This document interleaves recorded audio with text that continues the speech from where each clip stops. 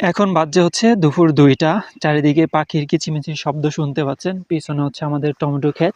আর এই পাশে হচ্ছে আমাদের যেই সরিষা ক্ষেত আছে, ওই সরিষা ক্ষেত। সো এখানে বসে থাকার কারণ হইছে দুপুরবেলা পাখি ব্যাপক জ্বালাতন করতেছে। আমাদের যে টমেটোগুলো আছে পাকা শুরু করছে। পিছনে দেখতে পারছেন ওই যে ওই জায়গায়। এই টমেটোগুলো সব হচ্ছে নষ্ট করে ফেলে। সো এক্ষেত্রে দেখা যায় যে অনেক পাখি ১ টা ২ টা না, অনেক পাখি আসে, তো আসার কারণে এখানে যে টমেটোগুলো আছে, এই টমেটোগুলো হচ্ছে তারা নষ্ট করে ফেলে। একটা যদি ঠোক্কর দেয় বা একটা কামড় তারা খায়, তাহলে সেইটা আর বাজারজাত করা যায় না। সো একদিকে দেখা যায় হয়তোবা যে পাখির রিজিকের ব্যবস্থা হয়, সো তারা যতটুকু খাবার খায়। কিন্তু সমস্যা হচ্ছে একটা পাখি যদি একটা টমেটোই সুন্দর করে খাইতো, তারও পেট ভরতো, এতে কোনো সমস্যা ছিল না। কিন্তু এগুলাই হচ্ছে ব্যাপক নষ্ট করে। সো নষ্ট করার জন্যই আমাদের লস হয়ে যায়।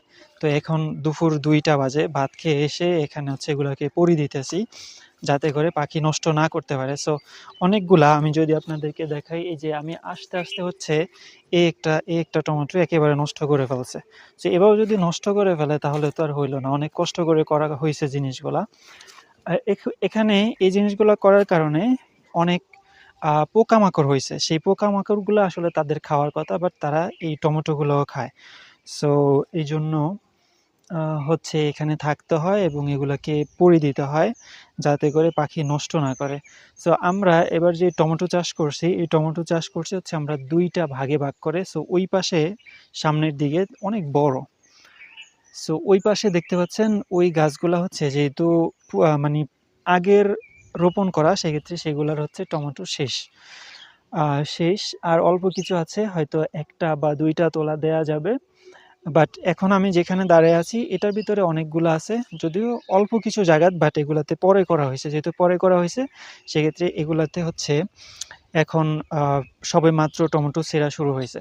সো এবার মানি গত বছর আমরা টমেটো করছিলাম এই জমিতে না, অন্য আরেকটা জমিতে। কিন্তু আমরা বিক্রিই করতে পারিনি। সব টমেটো হচ্ছে আমাদের গরু ছিল, গরুরে খাওয়ায় ফেলছি।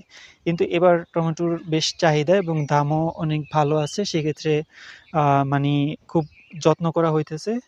আর এবার মনে হয় না যে মানি অপচয় হবে বা ফালা যাইবে।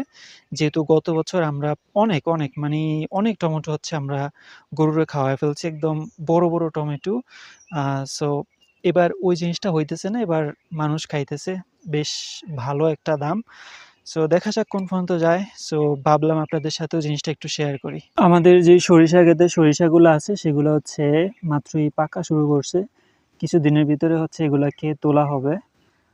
তারপর হচ্ছে আ এগুলা থেকে যেই সরিষার বিচি আছে, বিচি নিয়ে তারপর হচ্ছে তেল করা হবে। সো দেখতে পাচ্ছেন আমার যে আ নির্বাচনে ভোট দিয়েছিলাম, ভোটের দাগটা এখনো যায় নাই।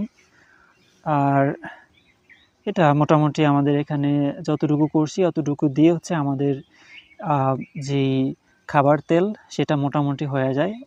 অল্প কয়েক মাস শেষে যা হচ্ছে কিনা লাগে, পুরো বছরটা এখানে হয় না। এখানে যতটুকু করছি অতটুকু দিয়ে পুরো বছর কাভার হয় না। কিছু হচ্ছে বাজার থেকে কেনা লাগে।